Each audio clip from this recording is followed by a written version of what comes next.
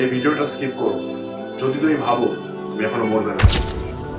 আমরা সবাই মনে করি মৃত্যু ওটা তো পরে আসবে, আজ না, কাল না, একদিন, কিন্তু এখন না।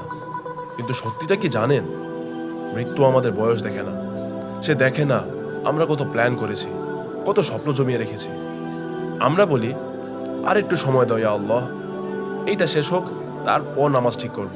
এই অভ্যাসটা পরে ছাড়ব, কিন্তু পরে এই পরেটাই একদিন আমাদের কবর হয়ে যায়। আমরা দোয়া করি জীবন বদলানোর জন্য, কিন্তু নিজেরা বদলাতে ভয় পাই। গুনাহের সাথে শান্তি খুঁজি আর তওবাকে রেখে দিই ভবিষ্যতের জন্য। আমি তখন রান্না নিয়ে ব্যস্ত ছিলাম। হঠাৎ করে কানে এলো আম্মা ঘরে কোরআন চালিয়ে রেখেছে। আমি শুনতে বসিনি, কিন্তু একটা আয়াত আমাকে বসিয়ে দিল।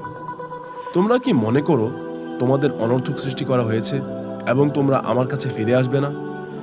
সেই মুহূর্তে বুঝলাম কোরআন সবসময় কথা বলে না, কখনো প্রশ্ন করে না। ইন্না লিল্লাহি ওয়া ইন্না ইলাইহি রাজিউন। হঠাৎ মসজিদের মাইকে একটা ঘোষণা ভেসে এলো, কারো মৃত্যুর খবর। এক মুহূর্তে চারপাশটা চুপ হয়ে গেল। যেই মানুষটা সকালে আমাদের মতোই চা খেয়েছিল, হেসেছিল, প্ল্যান করেছিল, সে আজ আর নেই। মসজিদের মাইকিংয়ের পর সবাই ইন্নালিল্লাহ পড়া শুরু করলো। এরপর আবার সবাই যার যার মতো নিজের জীবন নিয়ে ব্যস্ত হয়ে গেল। ওই সময়ে আমার মাথায় শুধু একটা প্রশ্ন ঘুরছিল, এই নামটা যদি আমার হতো, মাইকে যদি বলা হতো অমুক ভাই আর নেই, আর যারা এখন আমার পাশে আছে তারা কি ঠিক এইভাবেই হাঁটা শুরু করে দিত?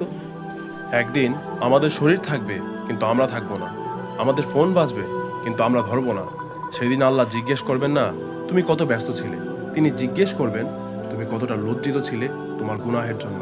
আল্লাহ আমাদের সবাইকে মৃত্যুর প্রস্তুতি গ্রহণ করার তৌফিক দান করুন এবং আমাদের সবাইকে হেদায়েত দান করুন। আমিন।